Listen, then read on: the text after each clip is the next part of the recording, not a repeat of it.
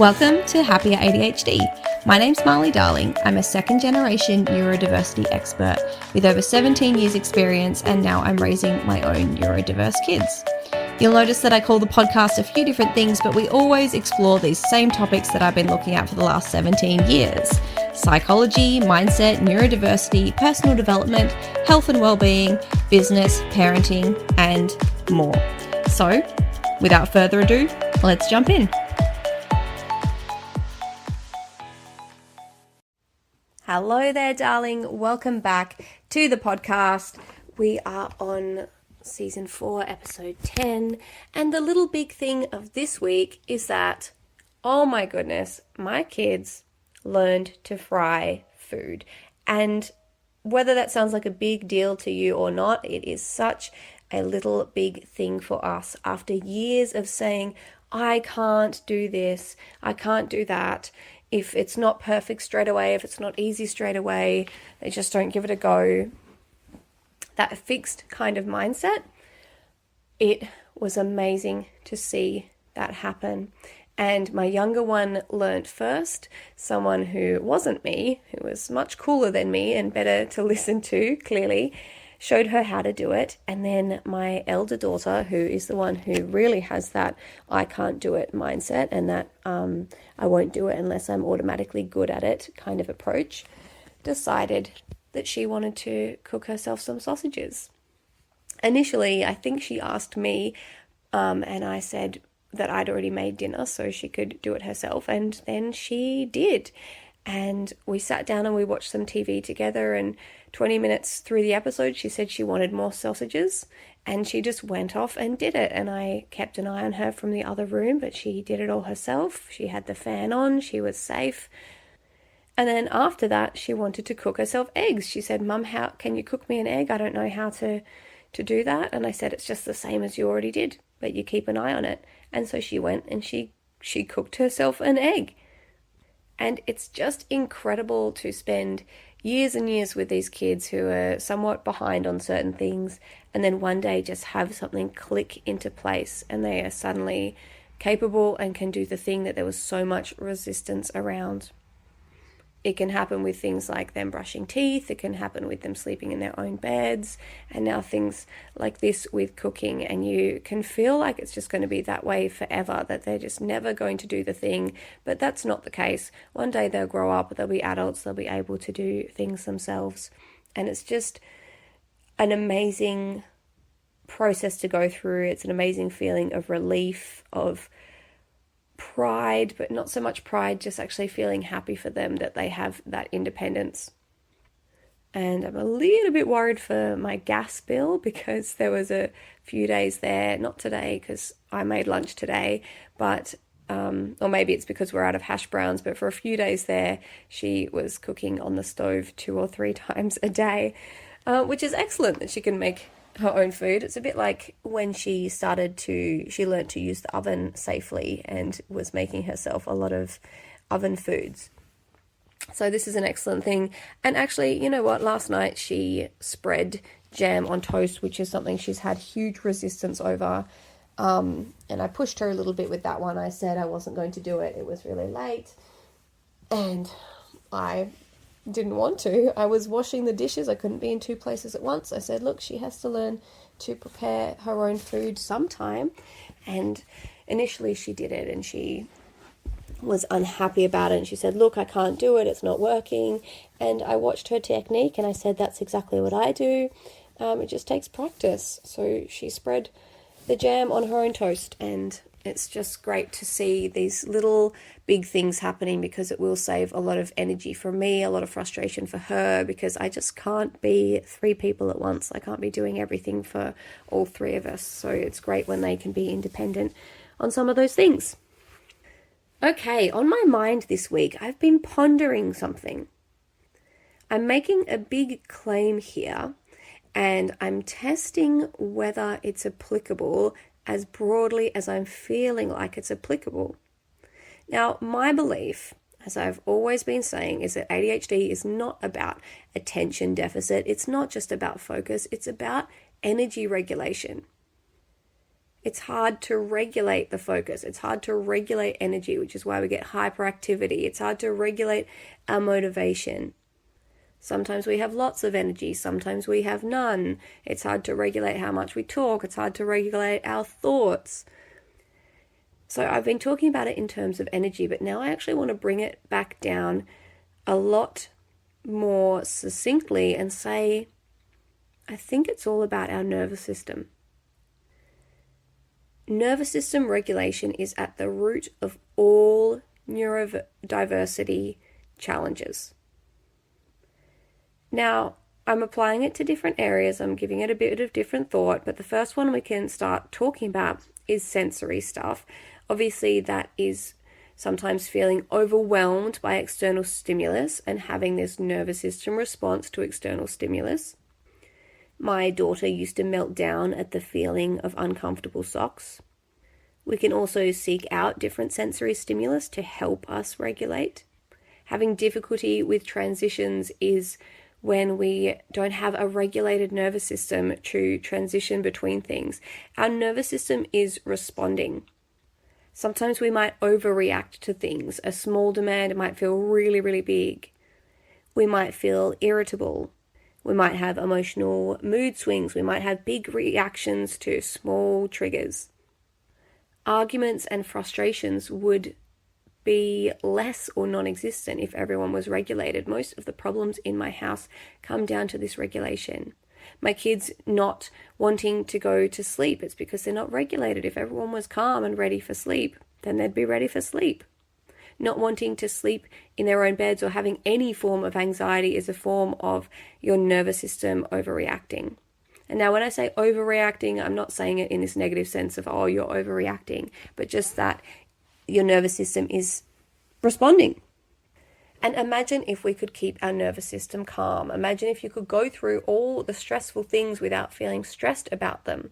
Imagine if you weren't late out the door because your nervous system was regulated, which meant that your prefrontal cortex and your executive functioning could work better. Or if you did end up getting out the door a bit late, you decided not to feel stressed about that. You could do the thing, get out the door without the stressful feeling. Imagine in social situations, if you didn't feel that anxiety and that flared up nervous system about how people would respond or how you're going to respond or how you're going to behave in that social situation. If you went home later and instead of feeling those intrusive thoughts or rejection sensitivity, if you could regulate through that and maybe think more rationally through those things and not have this lingering spiral into that RSD. When you feel stuck or unproductive, sometimes that can lead to thoughts that then flare up our nervous system, which means it makes it harder for us to do the thing. People with ADHD are prone to burnout because we find it hard to force ourselves into motivation, and then when we have it, we go overboard. But what if you could regulate that and be more consistent on a level that means you're doing the thing, you are doing what you want to be doing, but you're not burning out, you're not doing too much and then crashing, you're not going to the point of exhaustion or fatigue. Because of these experiences of being unable to be consistent, often we have a sense of urgency when we do have motivation and we end up overcommitting, we end up doing too much, then it leads to that burnout, which is ourselves getting to the point of not being regulated anymore. When we have difficulty concentrating or we have that hyperfocus, that's because it's these highs and lows rather than this regulated middle. When we have mental blocks, it's an overreaction to a stimulus or a thought. And if we could face things without having our nervous system overreact to it, then we can approach it in a way that we're functioning better. The last thing I've got here is physical. Restlessness, fidgeting, sleep difficulties, stress headaches, it's all from lack of regulation. And I don't want to say that ADHD is being either too much or too little, but sometimes when you are neurodiverse, I'm sure you have the experience of feeling these ups and downs. And what I've learned through my 17-year journey of studying all this, of experimenting with all this, is that when you regulate the different areas, you don't have such big ups and downs. They are gentler. You feel more in control of your life. And I've identified 5 pillars of well-being that we'll go into soon, that when you can address these, you feel more balanced, your life is more consistent. You don't end up burning out or having everything falling apart because you know exactly what to do to take care of these areas. And if you fall off the wagon with one of them or drop the ball with one of them, you can address it straight away and look after yourself and get back to this point of being balanced, rather than letting one thing or dropping one ball mean that you drop all of them. But this is what happens when we address the core of neurodiversity, the core of ADHD, being the nervous system. When we can regulate and look after ourselves, when we feel better, we function better. And that is the science of it. When you are stressed out, it shuts down your prefrontal cortex, which is where your executive functioning happens. So literally, if you can feel better, if you can stay regulated, you will function better. The whole world of advice out there is focusing on this outside-in strategy of strategies that you look at the surface level. Here are the things you can do to fix the surface level problems that you're having. But if you go from the inside out, if you look after your nervous system, you will increase your functioning. You will be able to function better. And yes, strategies can help with that. But instead of putting 1,000 band-aids onto something, if we can fix the core and go from this inside out, it's going to be so much more effective. It's going to be so much easier, and maybe one band-aid will help rather than 1,000. If you're functioning as is at level 1 out of 100 and you go and try and do this strategy, it's not going to be very effective. But if you can get your functioning up to 90%, up to 100%, then how much easier is it going to be to implement a tiny strategy? And my philosophy is that if you feel better, you naturally will function better. I believe in addressing the core and then using small shifts that have a big impact. Using insight to create natural change in your life. Going from that inside out just makes more sense. So that's what I've been thinking about in regards to that. And you can let me know if you agree or disagree. I would love to hear from you and hear examples in your own life. You can reach out to me on Instagram at marley.darling, and that's the best place for now. We're going to get back to this in just a minute. I'm going to talk about those 5 pillars, but first we'll go into our next segment, which is wins and workarounds. What's working, what's not, what's a struggle that's been happening lately or a hack I've been implementing. Now I'm back on thinking about screens with my kids, but there's a bigger issue here. I've been looking at the surface level, and as we just said, going from outside in, it doesn't really help, but I've been too focused on the surface level problem, which is screen use, and why can't my kids just cooperate? But I had a bit of an insight that the screen use is just the surface issue. It's the band-aid. Now, my kids love screens, and screens are a great place to get dopamine. They're very easy. But sometimes what is actually happening is my kids are bored, and they can be really creative when they get bored. Sometimes they engage in things, they're very resourceful, they create games that I would have never thought of, they use things in the house in ways I would have never thought of. They think outside the square. It's incredible, it's amazing, they get along, they have fun. But other times they get grumpy, and at the core of that grumpiness, I'm thinking, is boredom anxiety. They are worried that they're not going to find something to do. Now, I love it when kids can be creative and address that boredom themselves. Like creativity, boredom is where creativity begins. Boredom means something amazing is about to happen. And I think boredom is really good for kids. But if they're experiencing this boredom anxiety, we need to have some kind of hack in regard to it. And I realized that coinciding with this increase in issues with my older daughter's screen use has been she ran out of texters. And that might be one of the major triggers of this spiral we've been in, because drawing is one of her hobbies, and she's reached this tween age where she doesn't just play the same way anymore. She really needs something to do when she's bored. And that was drawing. And I hadn't really thought about it. I hadn't noticed the shift. But that's something I need to address, is make sure she has something to do. Now, regardless of the age of your kids, you could have busy bags or an activity bag for them. For my younger daughter, she really wants to have what is basically a bunch of ideas in a hat, and you just pull one out of the hat and then you do that idea. You can have a special box set up of various activities that they can do, especially independently if you want them to be able to access it whenever. So for us, we've got things like smart games, we've got sensory things like putty, there's various hobbies they can do like origami or drawing or colouring in books or whatever it might be. This can be a very useful tool. If there's a particular point of day that your kids are bored or they get antsy because you can't help them, like perhaps morning transitions can be difficult, they can access these activities and choose one to do.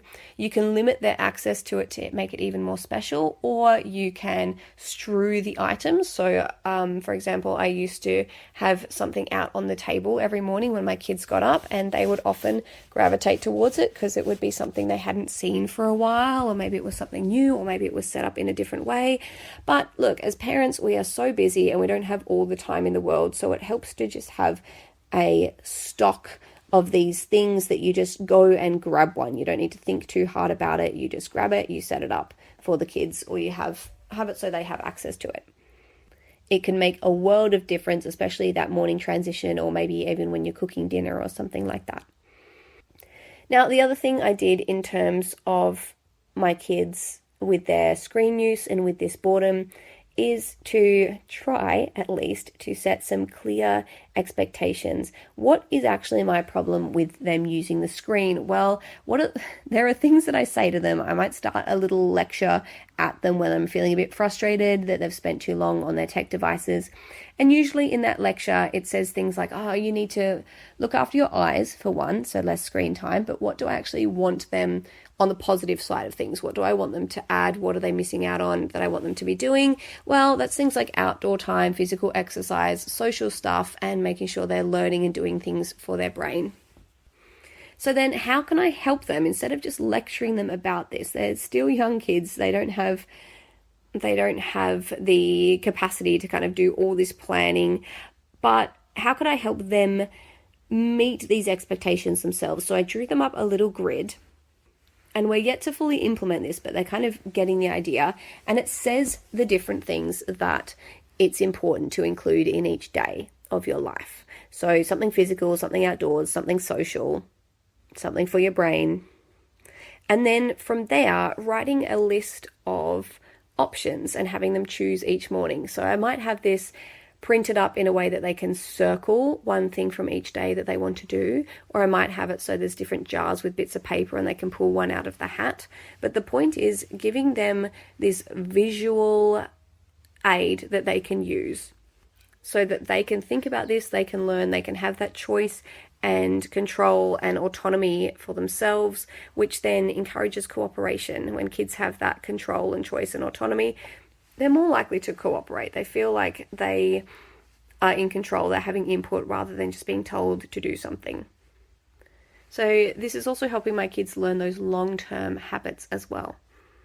And also to know themselves. What do they like to do? Maybe one of them wants to draw every day, or maybe the other one wants to do craft. Each of them tend to gravitate towards each of those things. My younger one wants to spend time with the guinea pigs each day. What does my older daughter like to do outside? What does she like to do for physical activity? It's a way for them to know themselves and also for you to get to know them better as well. Now, on that note, one more hack. I know that I kind of throw a lot of things into each of these sections, but one way to know your kids better and to answer questions like that is to play the game Would You Rather? And you can play it in like a tournament style way, right? Just for your own thinking. You could say, do you prefer tennis or cycling? And then if they say cycling, then you can go, well, do you prefer cycling or soccer? And you can find kind of their favorite thing, or the thing that they might like to do, or the thing that maybe you can push them towards a little bit. I've done this in the past with foods as well. Like, would you prefer to eat broccoli or cucumber? And then find the food that they are most likely to eat. So that's a little hack for you in regards to that. And those are some suggestions if your kids are bored to engage them into more activities. So now with our last 10 minutes, let's get into Life Lounge, where usually I'm trying to talk about different areas of life. I'm trying to reflect, talk about what I'm refining, what I'm shifting, and checking in with the different life zones or the different pillars of well-being. So it's about time that I reintroduce the 5 pillars of well-being. I'm not sure I actually have done that on the podcast. But as I said earlier, these are 5 pillars that if you know how to look after all of them, you will live a more balanced life. If you can think of our foundation that is held up by 5 pillars, if one of them gets knocked down, then the other 4 pillars should hold it up. Now, this is where instead of feeling like life is juggling balls and if you drop one, then maybe you're going to drop all of them, this is a different analogy that I think is a bit more accurate. It's really easy when you are neurodiverse to go through these big ups and downs where you might have energy and focus and then you completely burn out. You might feel like you're on top of everything, but then one thing just knocks it all down. You might be doing really well and then suddenly one thing falls apart and then everything falls apart as well. This is a whole new approach. This is what I've been refining over a decade, maybe about 15 to 17 years. And this framework, this structure, is the best way to manage ADHD and to have a life that functions really well and can be made fulfilling because you're not always stuck on the basic things. I used to think it was like 1,000 things that I needed to manage, and then I realized it all comes under these 5 pillars.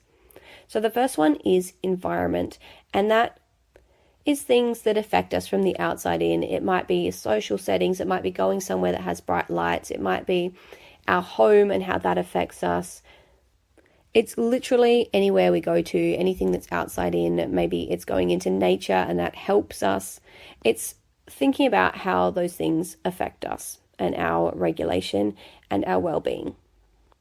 And inside the Happier ADHD course, I go into each of those little sections and how to stay on top of them, how to make small shifts that have a big impact, how to address any problems that you might have. So if you fall off the wagon, you jump back on really quickly and it doesn't feel like such a big deal anymore. So that's environment. And then the next one we have is body. So our energy levels, sleep, hydration, exercise, self-care, and how our body is feeling, which will be affected by environment and then will affect things like our mind and emotions, which are the next 2 pillars. In our mind, we have like our mindset, we have thought, we have things like dopamine and the physical functioning of the brain.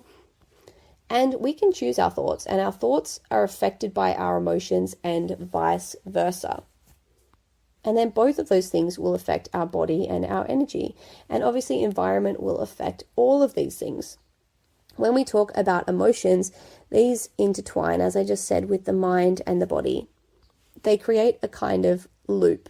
If our thoughts are negative, then our emotions are going to feel negative and then our energy will be low. If we do things to help our body, we'll feel better emotionally and our mental state will be better as well. We can do things in the environment that will affect our emotions from the outside in. And we can regulate all of these things. We can regulate our mind and emotions. We can look after our body. We can tweak our environment. And we don't want a list of 1,000 things to do, but these are at the core. If we can regulate these things and look after them and understand them, then we can feel better and we can function better. And the last pillar is soul. And when I'm talking about soul, it doesn't need to mean in a spiritual sense. It just means those higher activities, that what really brings us joy, feeds our emotions and mind. Things that bring us joy bring us dopamine and they help us regulate. They're good for our emotions and our mind, and they're good for our health. And it might be things like hobbies, or it might be something bigger, something that really feeds your soul and brings you that whole body engagement with your emotions, with your mind. Maybe you're finding flow, maybe you're finding fulfillment. Now, that's just a brief introduction to those 5 pillars, and they cover such broad things, but we can bring it right back to that core of functioning and well-being and how we can regulate them to feel better and function better. They all intertwine with each other, but when you can understand them and look after them, you can create this really good foundation where you're not going up and down quite so much, where you know exactly what to address if you drop one of those balls, then you can get it back in the air quickly, although I don't like the analogy of juggling life because it shouldn't be quite so hard. See it more like these pillars where if one starts to crumble, then we can just renovate it a little bit and get it right back on track. So that's what's inside the Happier ADHD Hub, is those core principles of well-being for neurodiverse people. It is the way we need to look after ourselves and to get anything done in life, because like I said, when we feel better, we function better. Now, talking about feeling better in Joy Break this week, I've been working quite hard and every day kind of having new ideas and thinking, well, what can I do today? How can I fit in more work into my week? Because I really want to get things done. And this morning, it just felt like I was burning the candle at both ends because I don't want to use all of my free time to squish in some extra work.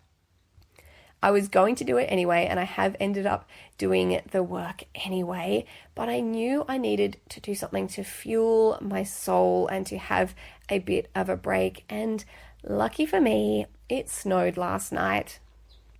It doesn't snow where I live, but it snowed down fairly low, so within 20 minutes I could get to some snow, and I originally wasn't going to. The snow was melting.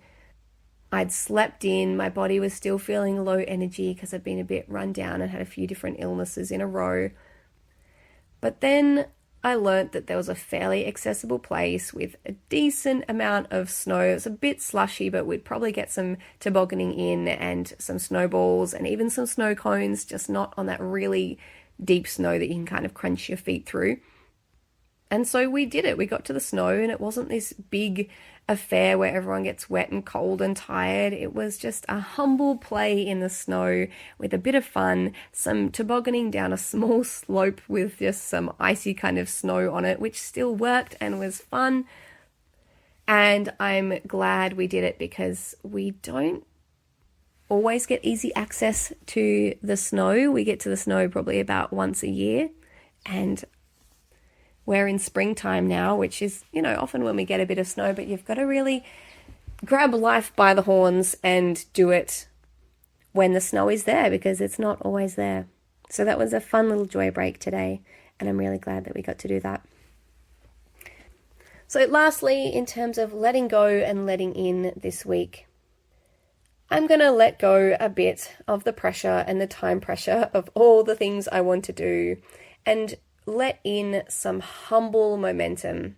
I've been humbled by quite a few sicknesses in a row this month, and it's funny that it's correlated with a lot of internal momentum and motivation, like more than I've possibly had in years, like really feeling like I'm getting back on track, getting my enthusiasm back on a whole other level, getting these new ideas coming in, and that real excitement where I could almost want to sit down and pump it all out at once. But I've learnt in the past that that's not sustainable. So it's great to feel that and have all these big ideas and then move forward with this kind of humble momentum that also brings in self-care and space and time and self-compassion and letting things happen in like a realistic, logical time frame, rather than thinking, I can just sit down and I can write a whole book this evening kind of thing. So that's where I'm at, a really exciting place, looking after my nervous system and moving forward and towards the things I want to achieve and the things that I'm really excited to create and get out there. So that's that for this week. Thanks as always for listening to the podcast. Please stay tuned, because I'm sure sometime soon in the near future, at least in the next coming months, I will have some big announcements and some big offerings for you. And I can't wait. I'm really, really excited to be in this creating mode, like beyond the podcast, actually creating some really exciting offerings. So I'll leave it at that. If you haven't subscribed already, please do, and I will talk to you next week on Happier ADHD. Bye. So you've got neurodiverse kids, and we all know that standard parenting advice just does not work for them.